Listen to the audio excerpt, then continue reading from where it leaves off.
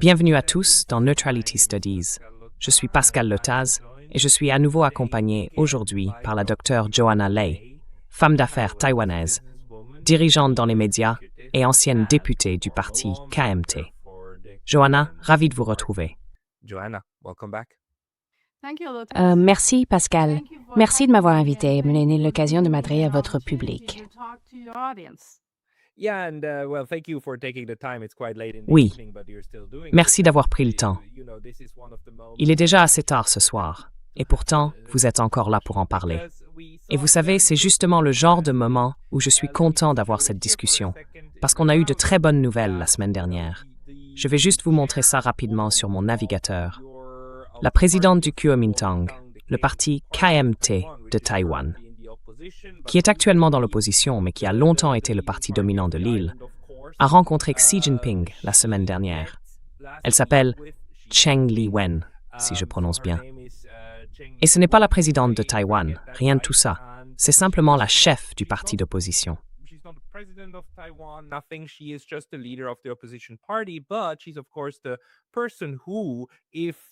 Mais c'est elle, bien sûr, qui, si le KMT remporte les élections de 2028, pourrait peut-être devenir la prochaine présidente de la République de Chine, c'est-à-dire le nom officiel du gouvernement de Taïwan. À ma connaissance, c'est seulement la troisième fois qu'un dirigeant du KMT rencontre un dirigeant du Parti communiste chinois. La première fois, c'était pendant la guerre, entre Chiang Kai-shek et Mao Zedong. La deuxième, entre M. Xi et l'ancien chef de votre parti, Ma Ying-jeou. Et maintenant, cette troisième rencontre, alors qu'elle n'est plus au pouvoir. Pouvez-vous nous expliquer comment cela s'est produit? Pour moi, ça a été une vraie surprise. Comment faut-il interpréter cela? Et comment voyez-vous l'évolution des relations entre Taïwan et la Chine à partir de là?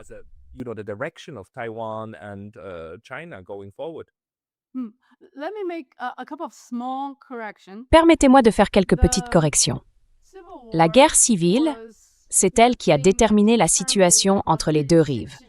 Bien sûr, vous savez très bien que c'était en 1949.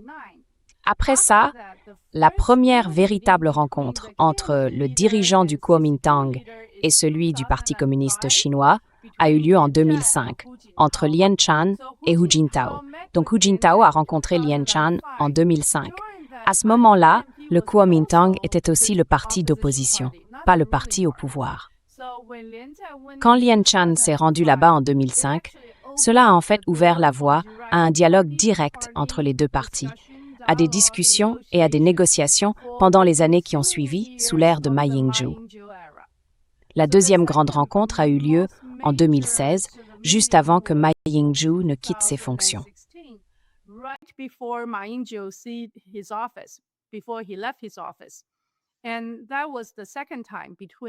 Et c'était la deuxième rencontre entre Ma Ying-jeou et Xi Jinping, celle qui a eu lieu à Singapour. Là, c'était une rencontre de président à président, pas seulement de chef de parti à chef de parti. La troisième et la quatrième fois, ce sont d'autres présidents du parti, comme Heng Shu-chu, et ainsi de suite. Mais la plus importante après 2016, c'est clairement celle-ci, cette année. L'autre moment clé, c'était en 2015, parce que notre élection a eu lieu au début de 2016. Donc cette année, cette fois-ci, c'est Cheng Li-wen qui a remporté la présidence du Kuomintang en menant campagne sur l'idée qu'il fallait renouer la relation entre le KMT et la Chine continentale. Autrement dit, quand le Parti démocrate progressiste accusait sans cesse le KMT de ne pas être loyal envers Taïwan, entre guillemets, Cheng Li-wen, elle n'a pas esquivé cette question.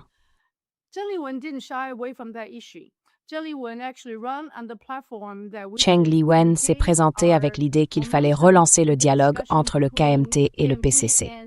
C'était le cœur de sa campagne, et elle a remporté la présidence du KMT sur cette base. Ce qui est important, c'est qu'elle a réussi à rassembler ses soutiens les plus fidèles autour d'elle avant même d'entrer en fonction. Mais une fois en poste, elle a su réunir les différentes factions du parti pour former une coalition solide. Elle a demandé à se rendre en Chine continentale, mais aussi aux États-Unis. Et à plusieurs reprises, elle a déclaré qu'elle devait aller d'abord en Chine continentale avant de se rendre aux États-Unis. Aujourd'hui, il semble qu'elle sera aux États-Unis au mois de juin. On voit donc que beaucoup de choses se sont passées depuis son arrivée à la tête du parti. C'est la première grande rencontre de ce type depuis celle de Lian Chan en 2005.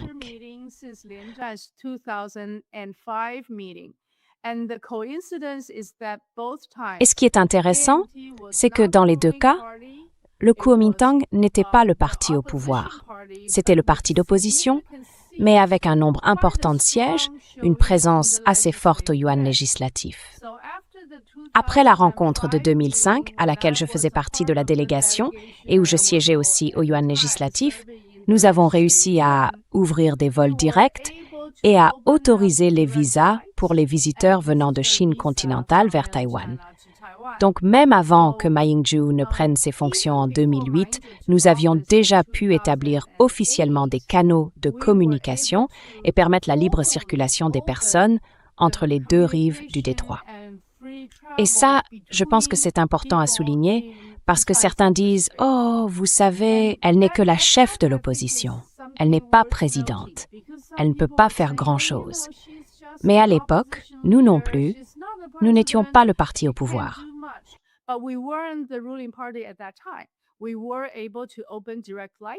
Nous avons pu ouvrir des vols directs en modifiant une disposition de la loi sur les relations entre les deux rives du détroit. En fait, nous avons changé la manière dont les avions pouvaient être autorisés à traverser le détroit de Taïwan pour permettre des vols directs sans passer par une zone tierce comme Hong Kong ou le Japon. Et ça, c'est vraiment très important, parce qu'à l'époque, la situation économique de Taïwan n'était pas bonne. Avec les vols directs et les visas pour les visiteurs, beaucoup de gens sont venus à Taïwan. Au plus fort de cette période, plus de 10 millions de personnes ont traversé le détroit de Taïwan. Plus de 4 millions de voyageurs et de touristes venus de Chine continentale vers Taïwan et plus de 5 millions de Taïwanais se rendant en Chine continentale. On peut dire que c'était le printemps des relations entre les deux rives.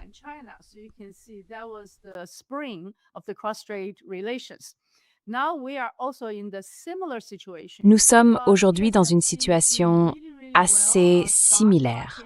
TSMC se porte vraiment très bien, la bourse est en plein essor, mais les gens ordinaires, ceux qui ne travaillent pas dans la tech ou dans l'intelligence artificielle, eux, souffrent parce qu'il n'y a pas beaucoup d'activités économiques locales. Avec Zheng Liwen qui s'est rendu en Chine continentale et le continent qui a annoncé 10 mesures pour soutenir l'économie locale juste après son retour de Pékin, on voit une fois de plus un soutien très fort de la Chine continentale envers les Taïwanais comme en 2005. C'est donc vraiment très important. Et nous sommes très heureux qu'un nouveau canal de communication soit mis en place, qu'une sorte de garde-fou soit instauré pour éviter qu'on retombe sans cesse dans la voie de la guerre et de la confrontation.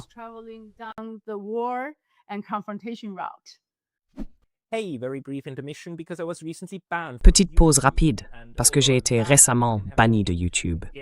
Même si je suis de retour, ça peut très bien se reproduire à tout moment.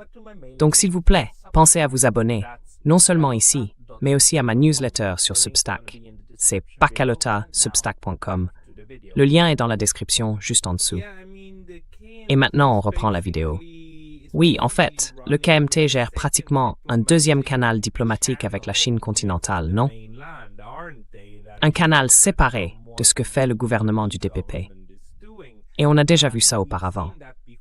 Ma Ying-jeou, même s'il n'est plus en fonction, s'est aussi rendu sur le continent ces dernières années. Il rencontrait surtout des responsables des gouvernements provinciaux, notamment juste de l'autre côté du détroit.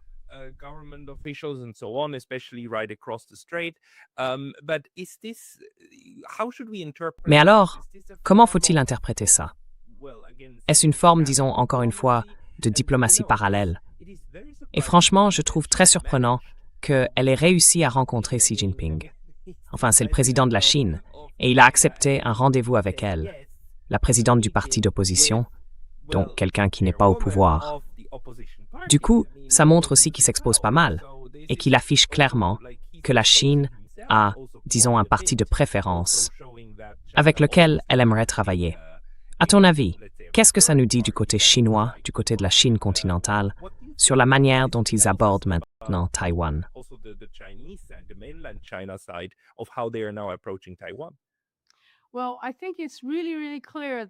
Eh bien, je pense que c'est vraiment clair que depuis 2016, tous les accords signés entre l'administration de Ma Ying-jeou et la Chine continentale, les 23 accords, ont presque tous cessé de fonctionner ou sont en pause. Avec le froid glacial qui règne de part et d'autre du détroit de Taïwan et presque aucune communication entre les canaux officiels, la situation est devenue très dangereuse. Parce qu'aujourd'hui, on est pris dans ce récit occidental selon lequel Taïwan serait un endroit vraiment dangereux. Vous vous souvenez sans doute qu'à la une des journaux, on disait que c'était l'endroit le plus dangereux du monde. Et on a cessé de répéter que d'ici 2027, la Chine continentale prendrait Taïwan par la force. On a aussi entendu qu'il fallait s'armer comme un porc épic, sinon le détroit de Taïwan serait en feu. Autrement dit, qu'il y aurait des mines partout et que la mer deviendrait comme un véritable brasier.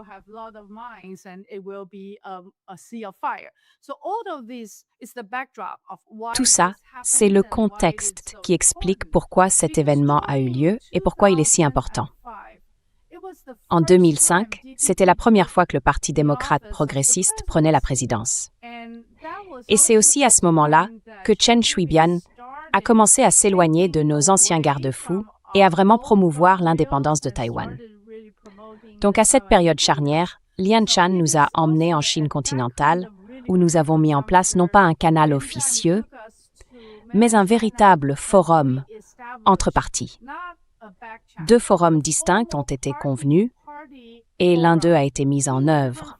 Si on reprend la logique traditionnelle, auparavant, nous avions ce qu'on appelait le troisième rail, c'est-à-dire les universitaires et les experts des groupes de réflexion, et nous avions le deuxième rail, celui des structures et du personnel désignés par le gouvernement, à travers les fondations qui opèrent de part et d'autre du détroit de Taïwan.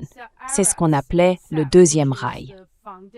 Et quand Lian Chan s'est rendu en 2005, nous avons créé ce qu'on a appelé le rail 2,5, c'est-à-dire un lien direct de parti à parti.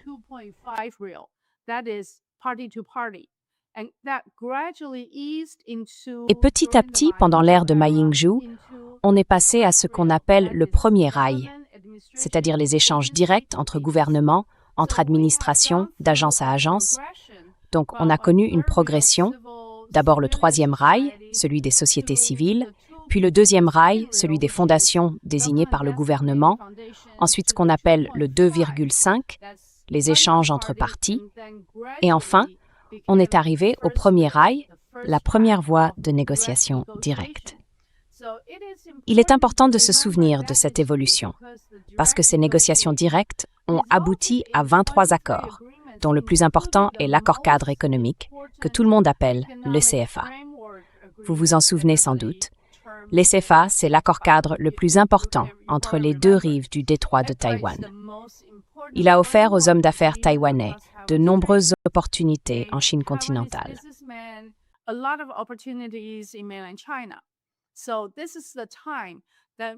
En ce moment, il n'y a plus vraiment de troisième voie parce que le DPP ne délivre plus de visa d'entrée aux chercheurs venus de Chine continentale.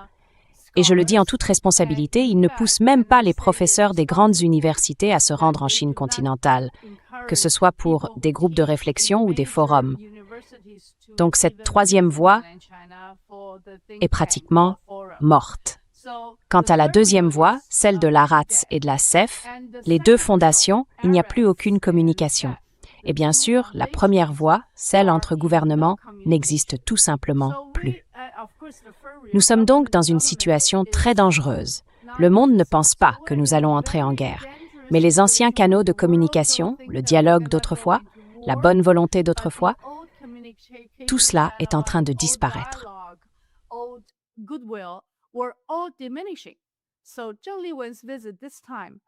Donc la visite de Zhang Liwen cette fois-ci, je pense qu'elle est aussi importante que celle de 2005, peut-être même un peu plus significative, que les récents déplacements de Ma Ying-jeou en Chine continentale pour relancer les échanges entre jeunes étudiants et les contacts entre les peuples. Zhang Liwen s'y est rendue à la demande de son parti et elle a été reçue avec beaucoup d'égards par Xi Jinping en tant que dirigeante de parti. La manière dont elle s'est comportée et la façon dont Xi Jinping l'a traitée lui ont donné une position particulière pour s'adresser à la population de Taïwan. Parce que, d'habitude, on lui dirait « tu fais partie de l'opposition, tu n'as aucun mandat », mais quand elle est revenue avec la promesse d'apporter une possibilité, une ouverture vers la paix. Et ça, c'est vraiment, vraiment important.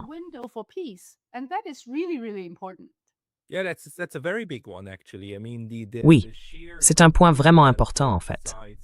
Je veux dire, la bonne volonté dont les deux parties ont fait preuve ici, c'est impressionnant. Et j'étais pas au courant de ça. Mais bien sûr, c'est une grande opportunité pour le KMT d'avoir un lien direct avec le PCC. Donc c'est de partie à partie, pas d'État à État. Maintenant, vous avez dit que la Chine, enfin le continent, a proposé 10 accords cadres, en gros. Donc, puisque c'est de partie à partie, ça n'a rien à voir avec le gouvernement de la République de Chine, celui de Taïwan, n'est-ce pas? Alors, est-ce que ce sont simplement des actes unilatéraux? Ces 10 actes unilatéraux que la Chine continentale dit, en gros. Très bien, voilà. Vous pouvez en bénéficier à partir de maintenant. On ne demande rien en retour à votre gouvernement. C'est bien ça.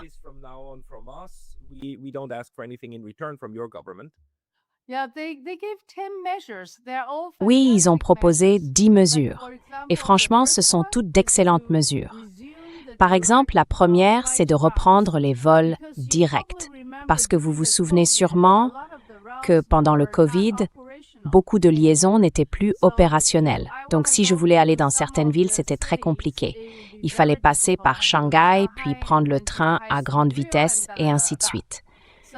Donc, la première mesure, c'est que les gouvernements des deux côtés du détroit de Taïwan discutent de la reprise des vols directs. Et une autre mesure, c'est de permettre aux visiteurs de Shanghai et de la province du Fujian de venir à Taïwan. Prenons juste ces deux exemples. Ces mesures demandent beaucoup d'actions gouvernementales, n'est-ce pas?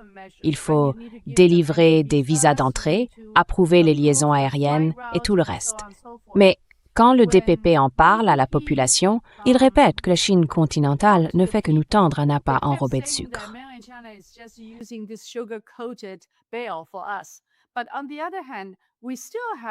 Mais d'un autre côté, il y a encore environ 5 millions de personnes, plus de 4 millions venant de Taïwan, qui se rendent chaque année en Chine. Donc les gens rencontrent des difficultés, des obstacles pour se rendre dans les villes où ils veulent aller. Ces deux mesures, par exemple, ont été annoncées par la Chine continentale. Ensuite, elle a officiellement soumis une demande à son homologue à Taïwan, c'est-à-dire au gouvernement dirigé par le DPP, pour dire « Est-ce que vous acceptez, est-ce que vous êtes prêt à examiner ces propositions et à travailler avec nous sur la reprise des vols directs? Comment faciliter la venue des visiteurs de Shanghai et de la province du Fujian vers Taïwan ?» Voilà comment ils procèdent. Ils font une annonce en disant « Sur la base de la bonne volonté, nous aimerions faire cela », puis ils envoient une demande officielle au gouvernement actuel du DPP pour dire « Est-ce que vous êtes comme cela pour comme une proposition de notre part et voir comment nous pourrions collaborer ?» Est-ce qu'on a déjà des informations sur le fait que le gouvernement du DPP accepte réellement ces offres de la Chine? Le DPP continue de penser que c'est un poison enrobé de sucre. Alors, ils mettent en garde la population par différents canaux de communication, comme leurs influenceurs sur les réseaux sociaux ou encore leurs députés en ce moment.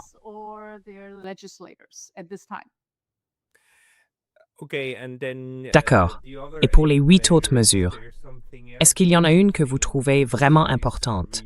Quelque chose qui, selon vous, va vraiment améliorer la vie des habitants de l'île et du continent?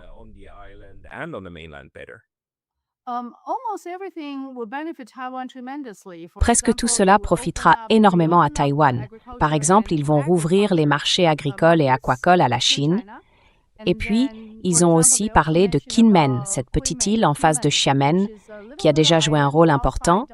Ils disent qu'on peut discuter d'une liaison directe pour l'approvisionnement en eau, en électricité et même peut-être d'un pont reliant les deux.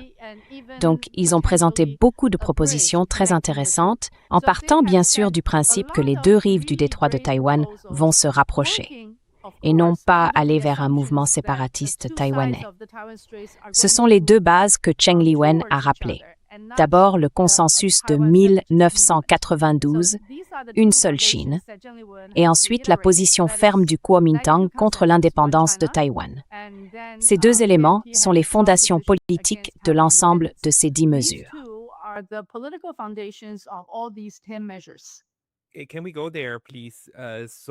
On peut y aller, s'il vous plaît.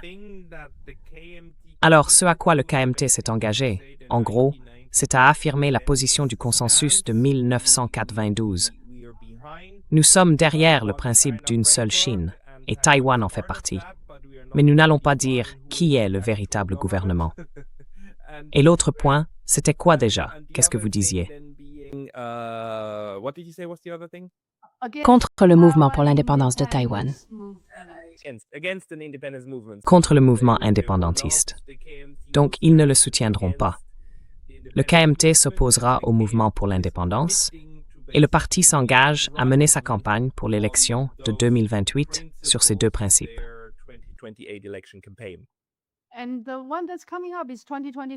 Et la prochaine, c'est celle de 2026.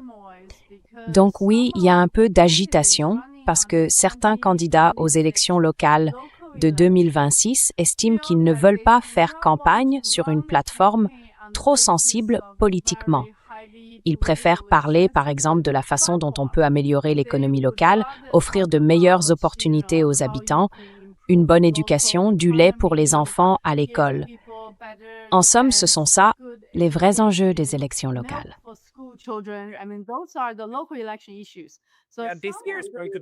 Cette année, il va y avoir des élections locales. Donc ce n'est pas, on parle de maires, de gouverneurs et tout ça qui se représente. Ils veulent donc parler de sujets locaux. Mais le KMT maintenant arrive un peu à tout ramener à son propre agenda, non?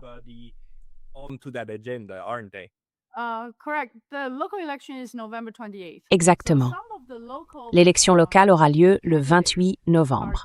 Du coup, certains candidats locaux deviennent un peu frileux vis-à-vis de la ligne générale du parti, parce que bien sûr, on fait campagne sur un programme, sur des thèmes et sur des candidats, ce sont les 3 niveaux d'une campagne, et ils estiment que si on rend le débat trop idéologique, le DPP aura alors la possibilité de mobiliser ses partisans les plus fidèles. Les électeurs verts les plus convaincus se mobilisent facilement sur ce genre de questions idéologiques. Donc, ils préfèrent éviter ce terrain-là. Cela dit, si on regarde les précédentes élections locales, que ce soit pour les maires ou les gouverneurs, on voit que le KMT a en réalité remporté la plupart de ces scrutins, année après année.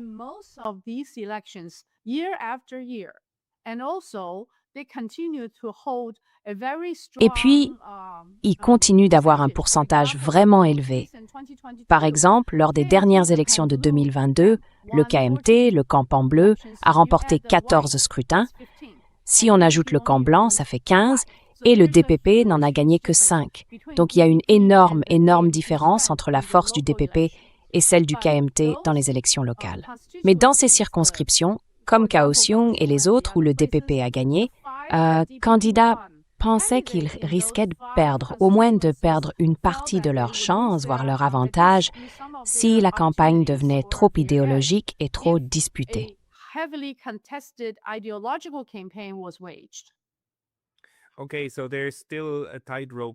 D'accord. Donc il y a encore un équilibre délicat à maintenir cette année et aussi jusqu'en 2028. Mais est-ce que vous avez eu des retours de vos collègues du DPP? Parce que, d'un côté, oui, le KMT et le DPP se présentent souvent comme des opposés absolus. Mais pour avoir été plusieurs fois, et surtout pour avoir rencontré des parlementaires, je veux dire, ils mangent ensemble, ils boivent ensemble. Ce n'est pas aussi empoisonné que la scène politique peut le laisser croire. Et je sais, par mes amis taïwanais très proches du DPP, qu'ils ne soutiennent pas ce que fait le KMT. Mais en privé, ils reconnaissent que c'est plutôt bien que le KMT entretienne une bonne relation avec la Chine continentale, parce que ça permet de garder un certain équilibre. Alors, est-ce que vous avez entendu vos collègues du DPP en parler? Et est-ce qu'il y a aussi chez eux des points de vue positifs sur la manière dont le KMT gère sa relation avec Pékin?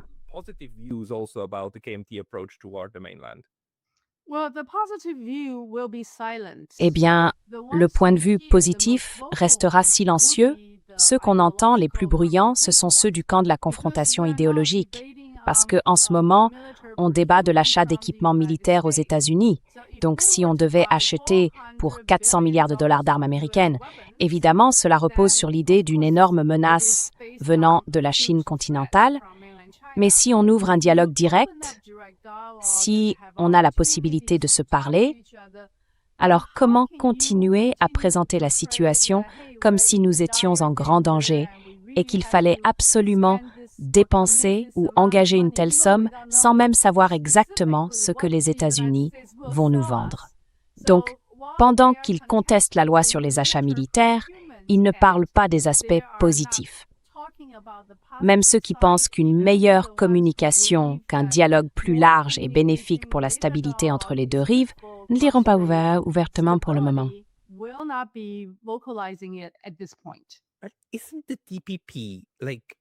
Mais est-ce que le DPP ne devient pas, petit à petit, franchement méfiant envers les États-Unis? Je veux dire d'abord, les Américains ont en quelque sorte forcé Taïwan à céder TSMC, non? Et à installer une usine au Japon, d'autres États-Unis. Franchement, ça n'annonce rien de bon. Et puis, regardez la guerre en Iran. Est-ce que ça ne montre pas que les États-Unis sont prêts à sacrifier n'importe quel allié et qu'ils sont incapables de les défendre? On en est maintenant au deuxième mois de cette guerre. Comment ça a influencé, selon vous, le calcul stratégique des gens autour de vous? Est-ce que ce n'est pas un choc pour Taïwan de voir que les États-Unis ne parviennent pas à défendre les États du Golfe?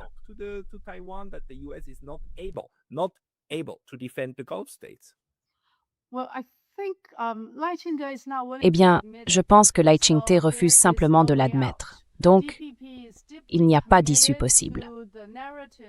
Le DPP reste profondément attaché à l'idée que si nous étions en danger, les États-Unis viendraient nous défendre. Selon eux, il suffit d'augmenter nos dépenses militaires et de donner l'impression d'une alliance plus forte avec les États-Unis, alors qu'en réalité, il n'existe aucune alliance militaire avec eux. Et avec Takayoshi de leur côté, il y a clairement un autre récit que le DPP ne présente pas au peuple de Taïwan. À savoir que non seulement les États-Unis viendraient à notre secours, mais qu'ils le feraient aussi par l'intermédiaire du Japon. Si vous vous souvenez, depuis l'année dernière, la question la plus importante, c'est de savoir si le Japon ferait partie d'une éventuelle confrontation dans le détroit de Taïwan.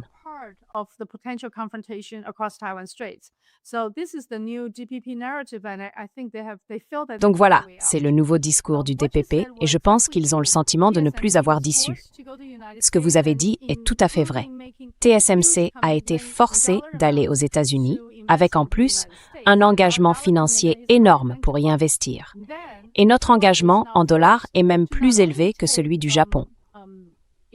Aujourd'hui, Taïwan est contrainte non seulement d'accepter les entrailles de porc, mais aussi des pommes de terre, qui pourraient être dangereuses pour la santé de la population. On nous oblige maintenant à accepter ces pommes de terre qui ont germé pendant le transport. Et le DPP vient nous dire « Eh bien, si on coupe juste la partie avec les petites pousses, c'est encore comestible. » Vous imaginez à quel point c'est difficile à accepter. Les gens se demandent maintenant pourquoi cédons-nous, pourquoi acceptons-nous sans broncher toutes les demandes des États-Unis.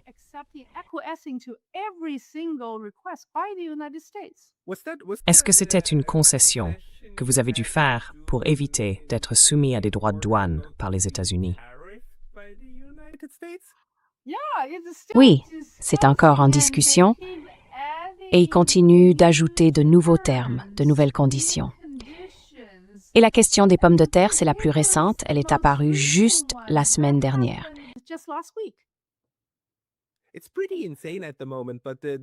C'est complètement fou en ce moment.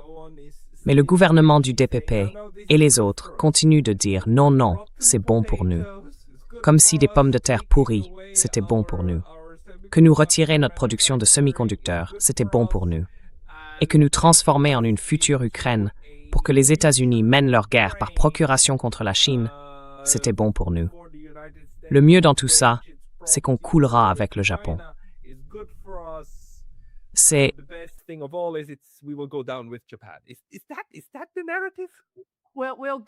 ça le récit, on se rapprocherait du Japon avec toutes ces mesures. Et c'est justement pour ça que votre première question était si pertinente. Parce que quand le DPP a refusé de bouger, même un peu, ou de revoir ses positions sur ces mesures pourtant incroyables, il fallait trouver un autre canal, il fallait un canal parallèle, il fallait une communication directe en dehors du gouvernement du DPP. Sinon, on laisse simplement notre destin entre les mains d'autres acteurs qui ne sont pas de vraies parties prenantes. Prenez l'Iran, par exemple. Les États-Unis y mènent une guerre lointaine. Pour eux, il n'y a ni douleur, ni sang, ni explosion, ni ville détruite, parce qu'ils combattent à distance. Et pour les États-Unis comme pour le Japon aujourd'hui, une confrontation potentielle reste très éloignée. Si quelque chose devait arriver, ce ne serait pas eux qui en subiraient les conséquences.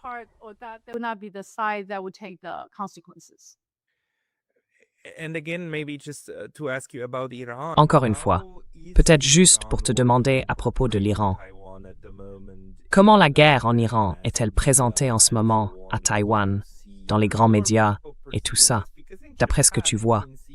Comment les gens perçoivent-ils la situation? Parce qu'au Japon, je remarque quelque chose de très différent.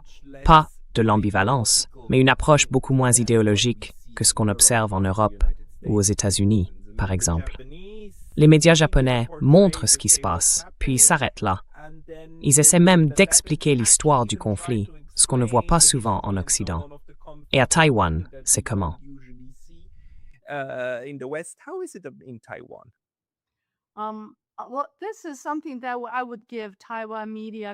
Eh bien, là-dessus, je dois reconnaître un certain mérite aux médias taïwanais. Depuis le début de la guerre, la plupart d'entre eux la présentent comme une agression contre l'Iran menée par les États-Unis et Israël. Ils suivent les événements pas à pas, acte par acte, ce qui permet au public de mieux comprendre ce qui se passe réellement en Iran.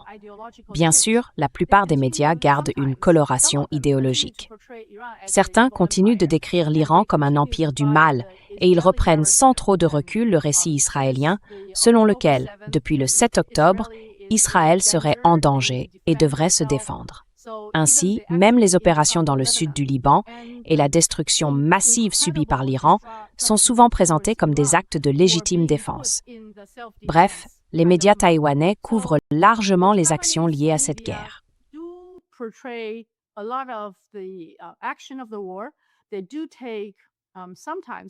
Parfois, ils prennent le parti d'Israël, c'est vrai, mais d'autres soutiennent plutôt l'Iran, parce que les Iraniens, eux, n'ont pas demandé cette guerre. C'est une guerre de choix. Je pense que les médias américains reconnaissent de plus en plus clairement qu'il n'y a aucun danger imminent pour les États-Unis de s'y impliquer, ni au titre de l'article 2 de la Charte des Nations Unies, ni au titre de l'article 51. Et même la question actuelle de la retenue sur le territoire national ne correspond à aucune règle ou disposition connue, même pas dans la Convention des Nations Unies sur le droit de la mer. Aujourd'hui, le débat à Taïwan est plus équilibré, mais il reste lointain. Personne ne parle vraiment de ce que cela signifie quand les États-Unis décident d'agir unilatéralement de cette façon pour le reste du monde. Et cet aspect-là n'a pas été vraiment critiqué ni analysé.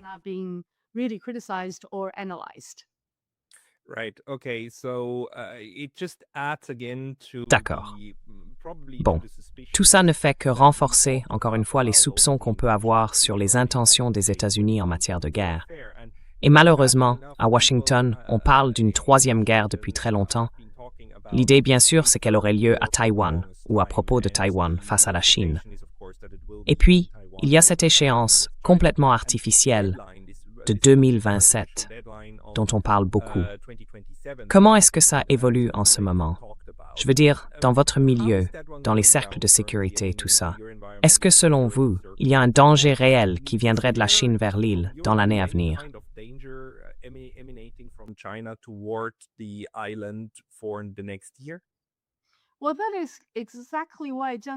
Eh bien, c'est justement pour ça que Zhang Liwen doit y aller maintenant. C'est exactement pour ça qu'on a besoin de garde-fous, qu'on a besoin de canaux de communication parallèles, de voies de dialogue, parce que le récit occidental et la stratégie qui l'accompagne nous entraînent vers une zone de guerre vraiment dangereuse en 2027. Et là, on est déjà en 2026. On ne peut pas traiter ça comme si de rien n'était, comme si c'était la routine. Il faut qu'on fasse tout ce qu'on peut. Le gouvernement nous dit qu'il fait tout pour renforcer la résilience de Taïwan. Mais vous savez, Taïwan, c'est une île toute petite. On est 23 millions d'habitants, mais la superficie est minuscule et nos infrastructures sont aussi assez fragiles. Rien qu'en parlant d'énergie, de gaz naturel liquéfié et de toutes ces questions liées, on voit bien les limites.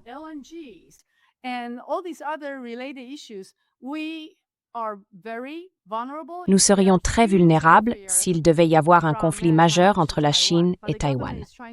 Mais le gouvernement essaie d'expliquer à la population qu'il faut renforcer notre résilience, qu'il faut construire une défense collective. Les citoyens doivent se mobiliser pour défendre nos îles, et ainsi de suite. Donc, même si le discours actuel dit que Taïwan doit se préparer à la guerre, nous n'avons reçu aucun signal de la Chine continentale indiquant qu'elle envisagerait de prendre Taïwan par la force militaire. C'est un peu comme quand Israël a accusé l'Iran de vouloir le détruire. Il n'y avait pas de preuve réelle que l'Iran prévoyait de le faire, sauf si, ou jusqu'à ce qu'Israël décidait lui-même de détruire l'Iran. Vous voyez?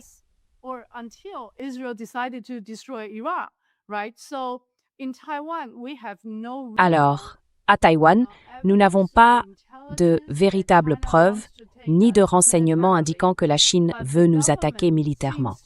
Mais le gouvernement semble pousser tout le monde dans cette direction. Et il faut vraiment faire très attention.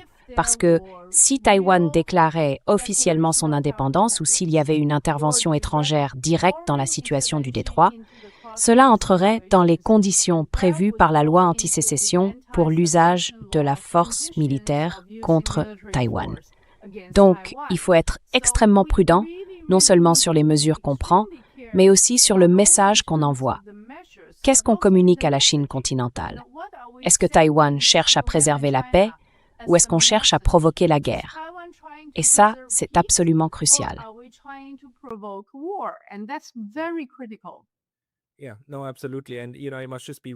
Oui, absolument. Et vous savez, il faut quand même le redire. Même maintenant, après 6 ou 7 semaines de guerre, l'Iran ne réclame pas la destruction d'Israël comme objectif de guerre. Il ne demande pas le démantèlement d'Israël. Il ne le reconnaît pas, il l'appelle l'entité sioniste.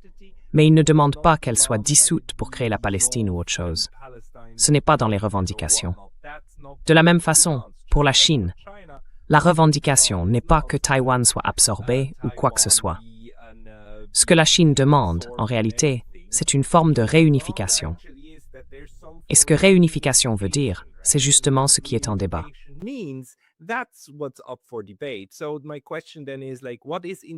Alors, ma question c'est, est-ce qu'on a maintenant un nouveau concept ou quelque chose de concret sur la table après cette visite?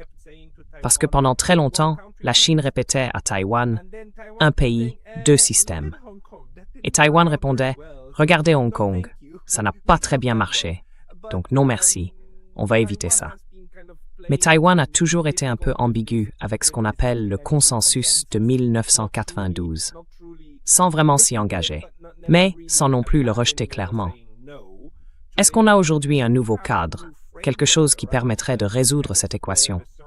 Parce qu'au fond, à mon avis, ce que veut le continent, c'est une intégration politique qui garantisse la prospérité future de l'État chinois.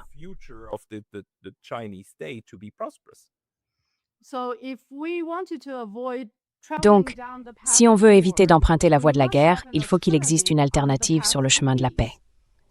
Si on regarde la manière dont on parle aujourd'hui, La Chine continentale n'utilise pas à la légère des expressions comme unification militaire ou unification pacifique.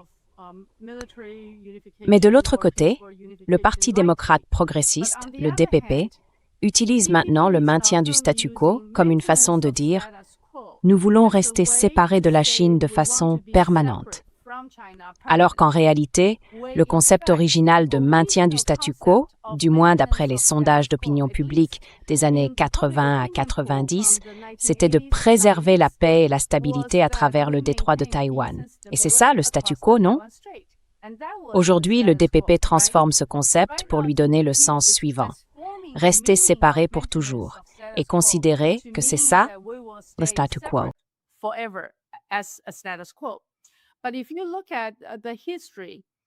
Mais si on regarde l'histoire, de l'autre côté du détroit de Taïwan, c'est une guerre civile inachevée. En 1949, c'était la guerre civile et on a commencé à avoir une vraie guerre chaude à Jinmen.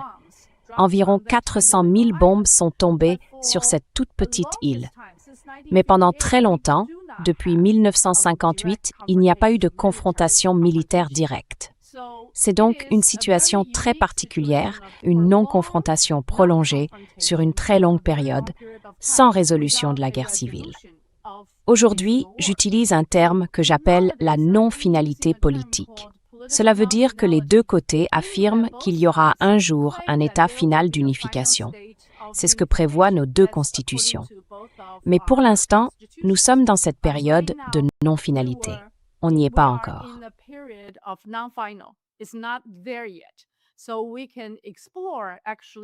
Nous pouvons donc explorer différentes opportunités et différents modèles. En ce moment, à Taïwan, dans le débat politique, quand on parle d'un pays, deux systèmes, les gens disent « d'accord, c'est le modèle de Hong Kong ». Mais Hong Kong, c'est complètement différent. Hong Kong était une colonie cédée à l'Angleterre, puis rendue à la Chine. C'est donc une situation tout à fait différente. C'est une colonie qui est revenue à la Chine.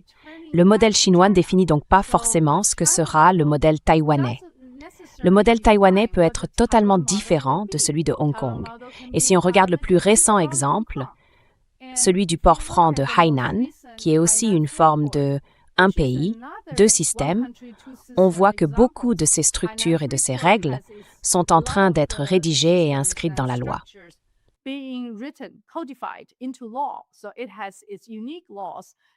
Donc il y a ses propres lois spécifiques qui définissent comment ce port franc va fonctionner avec le reste du monde.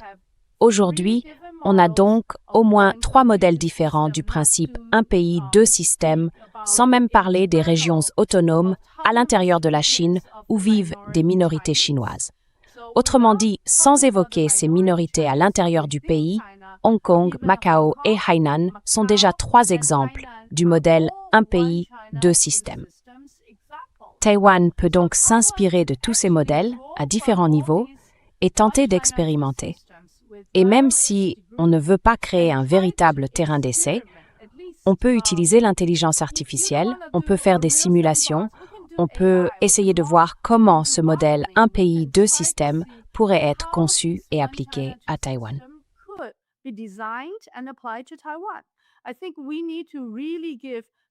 Je pense qu'il faut vraiment donner une chance à une résolution pacifique. Et pour ça, il faut qu'on ait des modèles ou au moins des pistes pour se dire d'accord, peut-être qu'on peut essayer ça.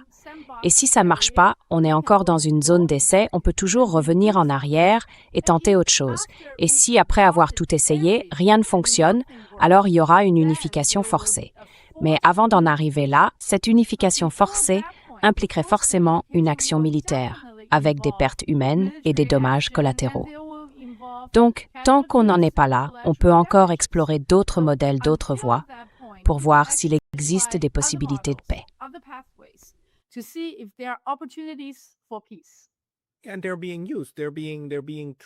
Et en ce moment, ils sont utilisés. Ils sont testés, non? Je me dis souvent, tu sais, on n'a pas forcément besoin d'une solution à laquelle les deux camps disent oui, mais plutôt d'une solution que les deux ne peuvent pas refuser, tu vois? Quelque chose qu'aucun des deux ne puisse rejeter. Et là, on a un cadre qui peut vraiment fonctionner. Donc, Ce qu'on a vu, c'est qu'un cadre d'échange entre parties peut donner des résultats, que ce soit dans les négociations, les discussions, ou même sur le plan politique concret, non? Alors, oui, est-ce qu'il y a quelque chose à creuser là?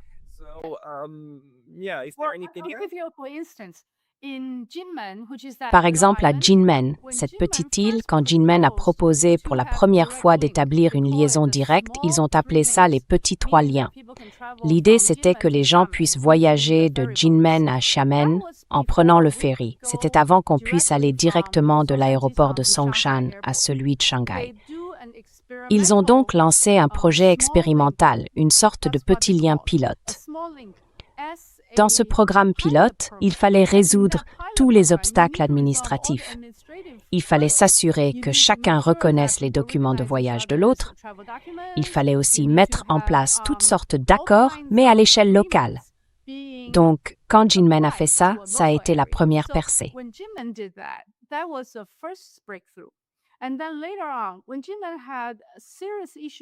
Et plus tard, quand Jinmen a connu un grave problème de sécheresse, comme c'est une île au large, en pleine mer, un pipeline a été installé depuis la Chine continentale jusqu'à Jinmen pour lui fournir de l'eau.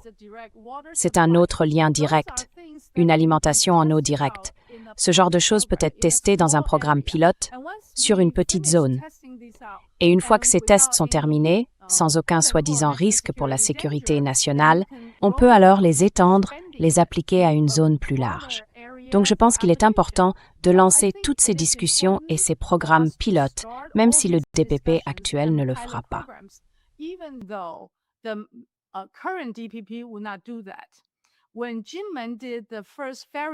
Quand Jinmen a lancé la première traversée en ferry, c'était sous le gouvernement du DPP. Ils n'aimaient pas ça, mais ils ont quand même laissé faire. Aujourd'hui, Lai Ching-te n'aime pas ça non plus, et lui, il ne le permettrait pas. J'espère sincèrement qu'avec les 10 mesures annoncées par la Chine continentale qui visent à apporter des bénéfices aux Taïwanais, le gouvernement comprendra que s'il se soucie vraiment du bien-être du peuple, il pourrait peut-être s'ouvrir un peu, essayer quelque chose. Parce que si on n'essaie pas, alors on s'engagera sur la voie de la guerre. Et c'est justement ce que le DPP vend à la population de Taïwan. Ça ne peut pas être une bonne chose.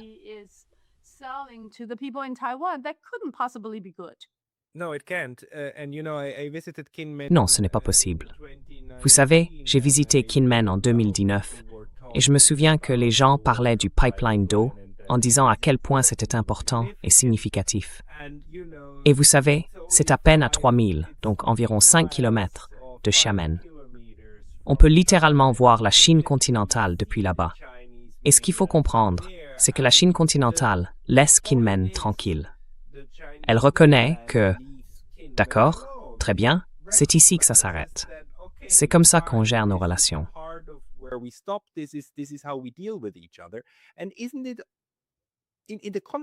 Et n'est-ce pas, dans le contexte de la Chine continentale, un avantage aussi, le fait qu'il soit possible de traiter directement avec les gouvernements locaux. Que Kinmen puisse essayer de discuter avec Xiamen sans passer par Pékin. Parce que j'ai remarqué en Chine que les provinces et les capitales locales sont en fait assez fières d'elles-mêmes. Par exemple, les gens de Shanghai ont tendance à se sentir un peu supérieurs au reste du continent. Non? Il y a cette espèce de fierté locale, cette idée que les grandes villes ont leur propre autonomie et savent ce qu'elles peuvent faire. Alors, est-ce que ça pourrait aussi être une voie à suivre? Des liens de ville à ville ou de province à province?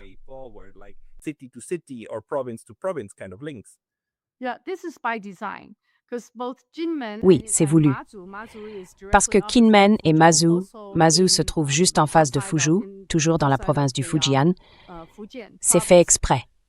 L'idée, c'est de ne pas mettre la République de Chine au même niveau que la République populaire de Chine. Mais si on ne reconnaît pas que la République de Chine est une entité distincte, alors la Chine continentale ne négocie pas avec des gouvernements locaux. Donc pourquoi négocier avec les gens de Taïwan? Du coup, ils ramènent toujours ça à un niveau local, gouvernement local à gouvernement local, Shanghai avec Taipei, la province du Fujian avec Kinmen ou Xiamen. Comme ça, on évite toutes les questions compliquées de souveraineté, parce que la nation, la souveraineté, la constitution, tout ça reste tabou en Chine continentale.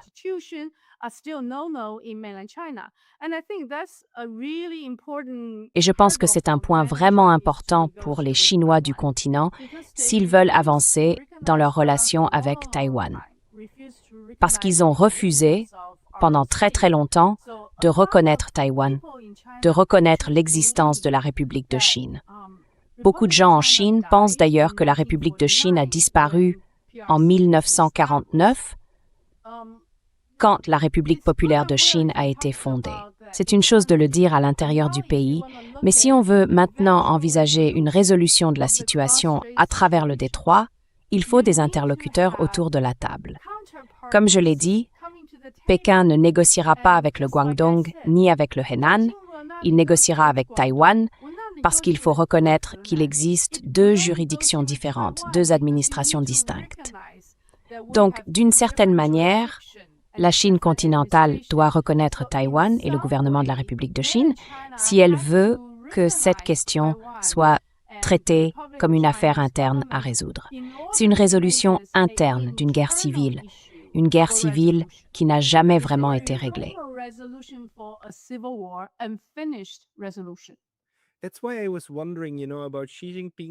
C'est pour ça que je me demandais, vous savez, si Xi Jinping serait prêt à rencontrer votre présidente. Bien sûr, si c'est d'un parti à l'autre, c'est un cadre différent. Mais c'est intéressant, parce que c'est quand même une sacrée concession, non? C'est encore cette idée de dire « D'accord, je reconnais que vous êtes important. Vous comptez pour moi, et vous avez le droit de vous tenir à mes côtés et de me serrer la main. Donc ce n'est pas rien pour le continent, n'est-ce pas? »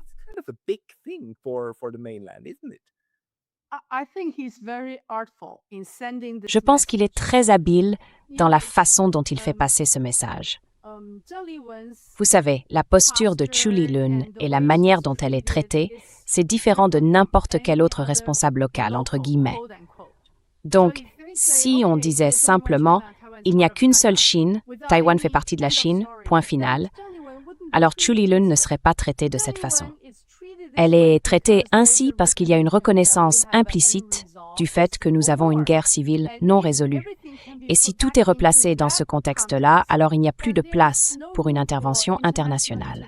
C'est aux dirigeants des deux rives du détroit de Taïwan de régler cette affaire inachevée, de mettre un terme à cette phase de non-finalité. Donc je pense que Xi Jinping est lui aussi très habile dans la manière dont il envoie ce message à la fois subtil et profond. Il reconnaît en elle un interlocuteur potentiel pour l'avenir. Et cet avenir, c'est un avenir collectif pour la grande nation chinoise.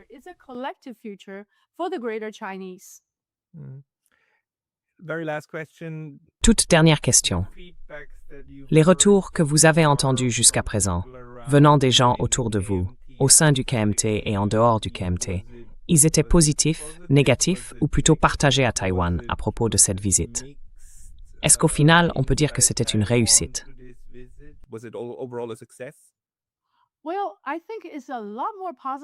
Eh bien, je pense que c'est beaucoup plus positif qu'avant son départ. Avant qu'elle parte, il y avait beaucoup d'accusations, des gens qui disaient « Bon, tu vas là-bas pour t'incliner devant Xi Jinping, tu vends Taïwan et il n'en sortira rien de bon. » Donc oui, beaucoup de reproches. Mais après son retour et surtout après que la Chine a annoncé ces 10 mesures, beaucoup d'esprits plus lucides se sont mis à réfléchir. Peut-être qu'il existe une autre façon de régler nos différends. Peut-être qu'on n'est pas obligé d'emprunter la voie de la guerre. Peut-être qu'on peut l'éviter. Et peut-être aussi qu'on ne devrait pas se précipiter sur tous ces achats d'armes, ce qui, pour l'instant, est un vrai sujet sensible. Parce qu'il y a eu beaucoup de lobbyistes envoyés à Taïwan pour pousser à une décision rapide pour que Taïwan s'engage dans un énorme contrat d'armement avec les États-Unis. Donc, on reste encore pris dans les mâchoires de la guerre, pendant que Zhu Lilun essaie de nager aussi vite que possible vers un chemin potentiel de paix.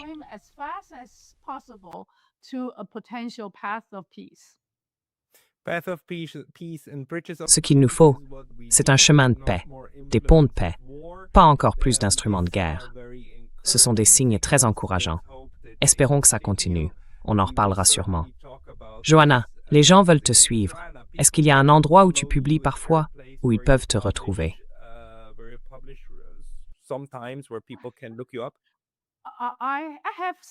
Il y a quelqu'un qui a créé une chaîne YouTube en utilisant mon nom.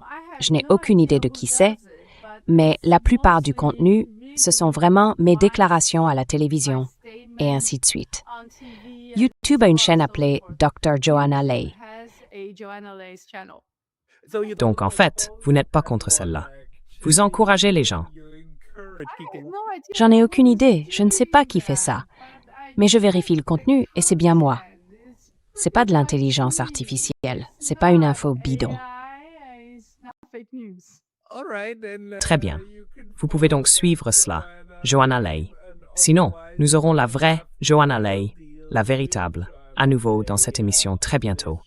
Joanna, merci pour votre temps aujourd'hui. Merci Pascal, et merci à toutes celles et ceux qui se soucient de Taïwan.